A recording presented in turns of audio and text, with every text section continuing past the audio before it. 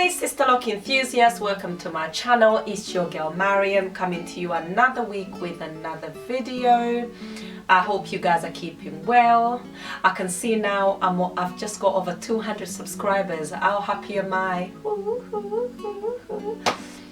Yeah, I know compared to others it's like 200, but to me 200 is something. It's very, very special. It's monumental. It's a new milestone. So yeah, I am very, very happy. So hi guys, and welcome to my channel. I'm so grateful that you guys have chose to subscribe. Yeah, so when I hit that 200 mark, I was dancing like invisible celebration. So yes, thank you and welcome. Anyway, for this week's topic, I would like to talk about sister locks and expectation. I'm a big fan of expectation, and I feel like sometimes when we have certain expectation, we have it's our way, our ego look for way, our egocentric ways to to set standards of things to come, whether it's work, in relationship with the families, friends, whatever, or sometime with products. You know, sometimes you order something from Amazon and you're looking forward to having it, and when you get it, you're like, oh. So with this topic of expectation, I really want to focus on sister locks and expectation, if that makes sense, because I often feel that when people get their hair locked, the first month, week or two, even the first maybe even year to some, the expectation sometimes is not exactly what they had in mind. And this could be in several areas. It could be from how the hair will feel texture wise, to how long the hair takes to lock, to the fullness of the hair. Now I would like to touch on each of these points one by one and stuff like that, and I will start with the moisture of the hair, which is a massive topic of moisturizing sister locks. Now by now we all know moisturizing is a big no-no. When you go for consultation, when you get your sister lock installed, the emphasis is always do not put moisturizer in your locks. Just don't even go there.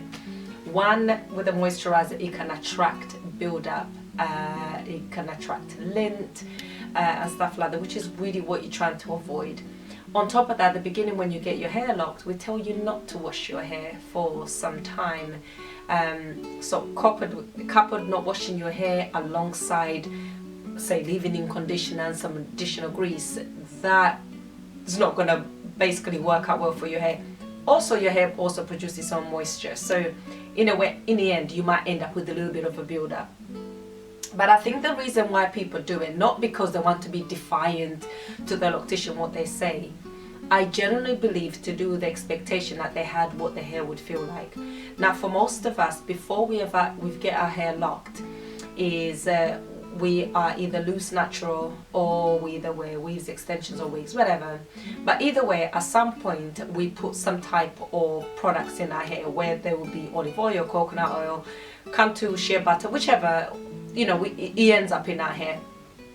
So in a way, and actually we actually been doing it for years. From as young as you can remember, we've always had some kind of something, being products in our hair to do with moisturizing our hair. So we kind of never got to really appreciate our hair without having any products in there. So when you lock your hair and then they tell you don't put no product, you be like, girl, what are you trying to do? Well, you want my scalp to flake to death. But in all honesty, so from my own personal experience, when I got my when I got my hair established back in 2013, my loctician at the time, she just said, don't put grease in your hair, don't use leave-in conditioner, don't use shampoo that could unravel your hair, and don't wash your hair basically. And she told me that I am going to experience some itching at some point, or some dry flaky scalp. Now luckily when I got my hair done, there wasn't as many what can I say, there wasn't so many people online platform, whether it was Instagram or YouTube, talking about Sisterlocks. So for me, when I left my loctician, I was just like, oh, whatever. My hair was really short. It was just really tiny. If you go back to my video, look at my Sisterlocks journey, you can see my hair was so short. Like, you couldn't even tie it in any way. You just had to stay loose. So I never I didn't particularly have any expectation. And thinking back now, I just didn't have any expectation. I just knew my hair was going to grow. I just knew to leave it alone. I follow her advice to the T, except for one thing. She obviously told me not to wash my hair for the 6 weeks. Now, I got my hair done in March, and you know, sometime in March, the weather can get quite warm in the UK, March, April times. So yeah, I kind of, after exercise one day, I just stood under the shower and I just let the water go. I didn't scrub, I didn't do anything. I just finished straight after exercise. I went under the shower and I just kind of rinsed the sweat off. But to be fair, I've got 4C hair, actually, correction, 4Z, because I've got that coarse texture hair, and my hair was already kind of beginning to mat together, and that's why I did what I did. But yeah, I was tempted to wash my hair many times, but I knew she told me not to do it. So I did heed the advice, and she also said if she recommended a shampoo for me to use. And a good thing about me is that, not a good thing, but the one thing for me, my personal experience, is that I was never into products in the first place. I used to find the whole greasing regime, conditioning regime, hot oil treatment regime, I used to find it really, really overwhelming. I just kind of wished to just get up and go. So for me, when I heard, don't put no product, don't do this, don't do that, I was like, I'm home. Like, seriously, that's what I was looking for all this time, because my hair being 4Z, if there's such classification, it means every time I had to comb it, was kind of had to be wet and whatever. And I was so over that particular regimental routine. So I pretty much welcome with open arms this idea of not putting any product in. The only thing I had to do was spray water in my hair. So just wake up in the morning, spray water, that's it. And so that's exactly what I did. And true to what she said, within about 3-4 weeks, I started experiencing a little bit of flaky, itchy scalp. But then I learned later down the line, my scalp was actually doing detoxing. And for me, the fact that I didn't have to put grease in my hair, I welcomed that. It wasn't, I didn't have such attachment to moisturizing my hair, whatever. So I welcomed that. But then I realize now, with a lot of people who have been moisturizing their hair their entire life, they've been doing all sorts of hot oil treatment, they've been doing all sorts of conditioning treatment. The idea of not having products in the hair seems quite foreign and actually very, very scary. And as much it was never my thing, I understand this is a real worry for so many people, because they're worried that their hair is going to look dry. And often I see someone say, my hair feels so dry, but when I look at the hair, it doesn't look dry. But then I also have to appreciate that this person is coming from the point of moisturizing their hair all the time. You know, they've been moisturizing their hair, their mum or their dad from the time they were little. Now you're speaking to somebody in their 20s, in their 30s, in their 40s, who's had this particular routine for so many years.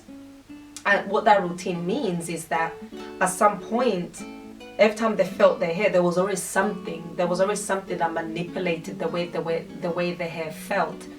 And now that thing is now gone, so now the hair feels very, very foreign when you touch it, so it feels dry. But visually when you look at it, it doesn't look dry. So I would say the expectation that people have is my hair produces its own moisture and it's going to happen straight away. No. And if it does happen, you're not going to know, because the discrepancy between moisturizing with product to having your moisture feels very, very different. So it's not so much about waiting to when to put product. I think it's about readjusting your mind to what your hair feels like without the product, and actually making that the new normal of what your hair should feel like.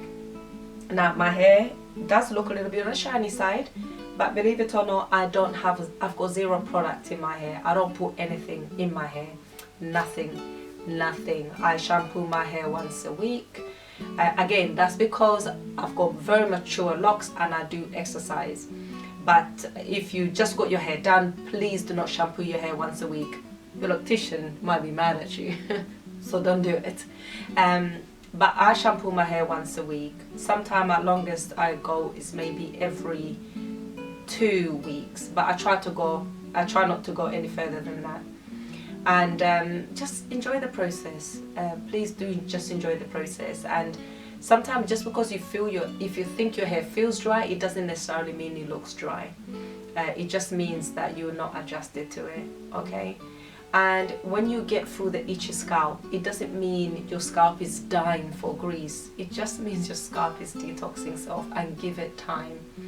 Sometimes it could be dietary, it could be things that we're not supposed to be eating. I do know when I eat certain things, it can cause me to have itchy skin or itchy scalp, even breakout. This can include sugar. So if I have any excessive sugar, I could potentially end up with a little pimple. I end up with the flaky scalp. But often that is in conjunction with me not drinking enough water. I try to drink at least 2 liters a day. It doesn't particularly happen in winter. By the time I've done 2 pints of water, I feel like I'm done. So it's quite common for me to have dehydration symptoms, especially in the winter months. Also, it also go hand in hand together with the time when I'm drinking more tea. I always have 1 liter sugar in my tea, but if I'm drinking about 3 cups a day, that's 3 spoons of sugar. It's colder outside, so I'm drinking more tea and I'm drinking less water. Caffeine is a dehydrator.